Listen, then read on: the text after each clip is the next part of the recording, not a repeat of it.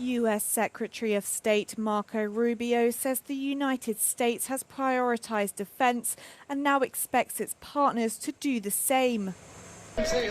Rubio spoke ahead of a joint meeting of NATO foreign ministers, having arrived in Brussels just a day after Trump announced sweeping global tariffs on exports to the U.S.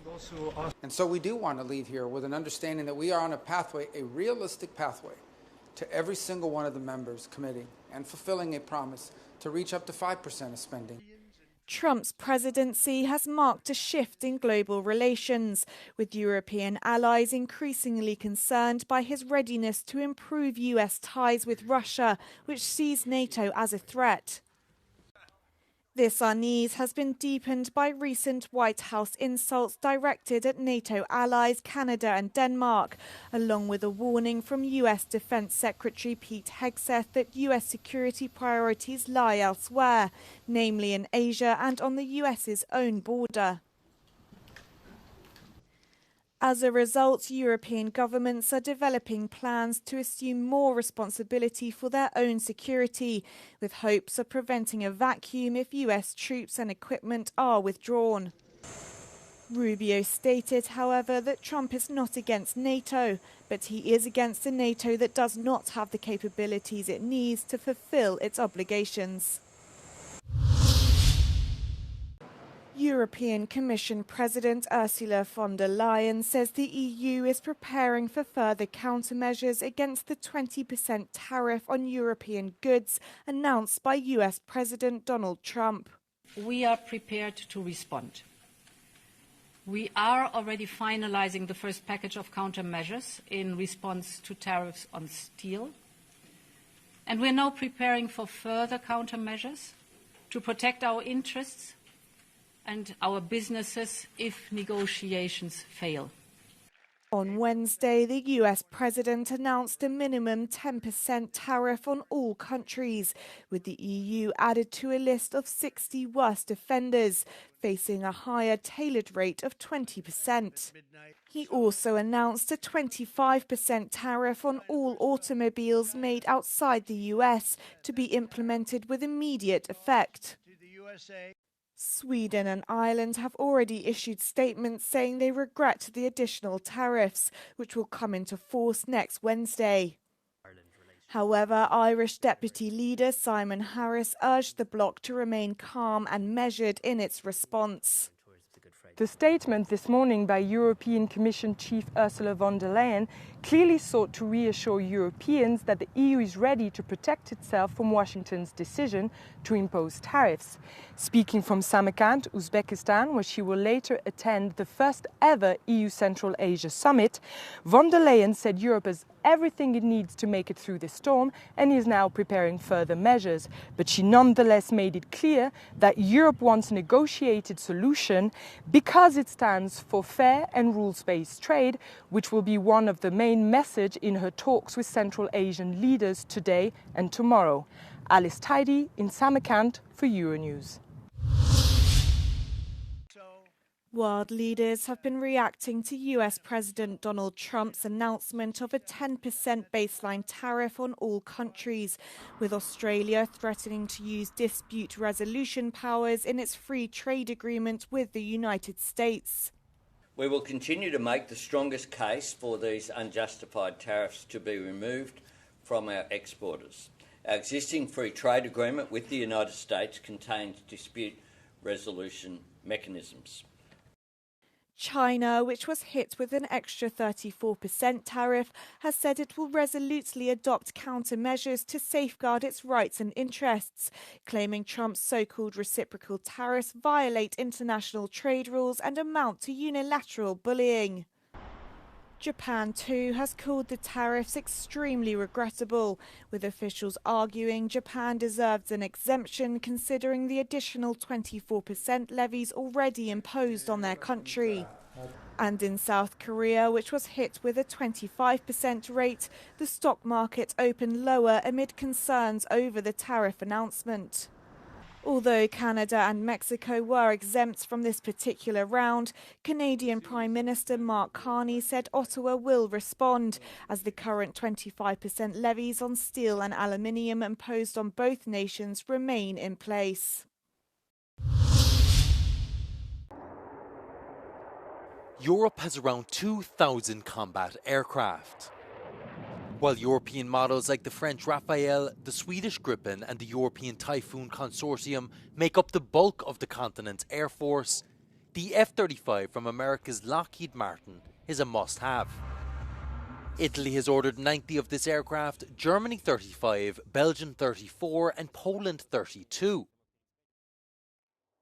All in all, Europe will be able to rely on a further 200 American aircraft in the coming years. This comes at the risk of maintaining its military dependence on the US despite EU calls for strategic autonomy. Il y a une forme de dépendance parce que c'est un appareil qui est très sophistiqué et qui nécessite beaucoup de maintenance. Ça signifie qu'il faut remplacer des pièces régulièrement.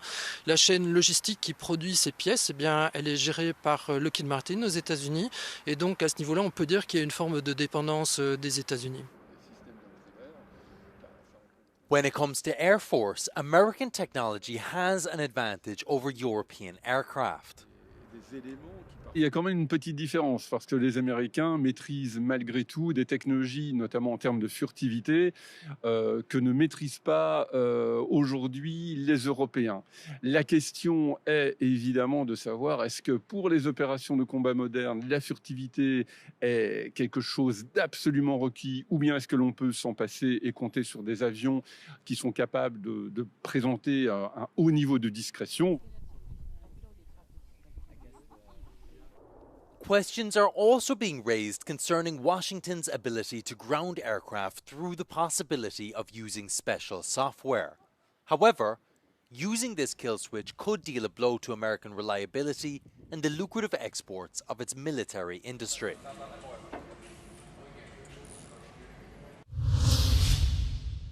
At least 7 people have died after a boat carrying migrants from Turkey to the Greek island of Lesbos capsized, according to Greece's Coast Guard. The bodies, which included 2 children, were recovered as part of a search and rescue operation. 23 other people were rescued and taken to a nearby hospital. The operation is ongoing with 3 Coast Guard vessels, an Air Force helicopter and a nearby boat, all combing the area for any further potential victims. Wicked, the musical known worldwide, which experienced a resurgence in popularity thanks to the new film, will make its debut in Poland. The so-called non-replica version follows the original libretto, but has adapted the set design, choreography and costumes. Ta wersja w Nowym Jorku I Broadwayu ma 22 lata. Chcieliśmy zrobić musical nowoczesny, współczesny, odbywający się dziś I teraz, I tutaj w Polsce, w tym kraju I odnoszący się do naszych polskich realiów. Elfaba unosi się do góry, ucieka przed chcącymi ją zabić, zamordować mieszkańcami krainy Oz. I ta piosenka jest naprawdę chyba największym przebojem musicalowym.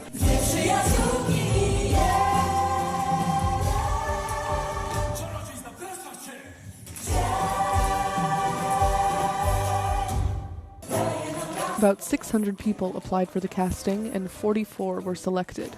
The final lineup was accepted by the original author of the music and lyrics, Stephen Schwartz. Jak już poznałam muzykę do tego spektaklu, jak zobaczyłam film, no to się zakochałam. Jest to naprawdę najtrudniejsza rola, z którą do tej pory się mierzyłam.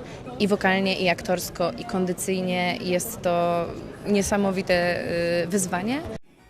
Now, the famous musical, which first premiered in 2003, is facing its latest adaptation. It is one of the most comprehensive exhibitions ever put together on Michelangelo Merisi, better known as Caravaggio.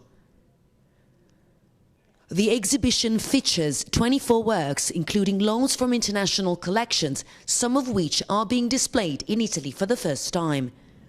Held at Palazzo Barberini in Rome, a city dear to the artist, it coincides with the Jubilee year and offers a rare opportunity to learn about the latest discoveries regarding Caravaggio.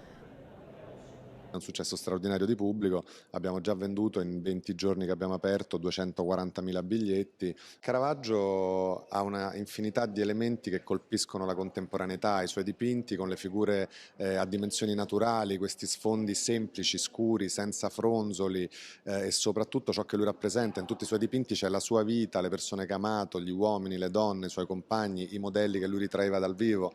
Caravaggio è stato in grado veramente di rappresentare le sfaccettature più intime dell'animo umano con una emotività senza pari. Caravaggio's realistic style is the reason behind the exhibition's popularity, attracting visitors from around the world. Es el principio de una nueva era en la pintura, con lo cual pues él enseña la luz, enseña todo a los pintores que vienen después.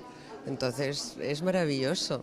They're very dramatic, very intense. The figures are gathered closely together, the light and the dark and so on. So I think they're very accessible. È quella che mi aspettavo, bella, anche perché Caravaggio mi era capitato già altre volte di poterlo ammirare, e concentrato così è molto bello. Peccato un po' l'assembramento, un po', ma questo è normale, è naturale perché interessa a molti, quindi ha attratto tanta gente e continuerà a farlo. The exhibition runs until the 6th of July, and with the next few weeks already sold out, those who want to see it will need to hurry to secure their tickets. Giorgio Orlandi for Euronews in Rome.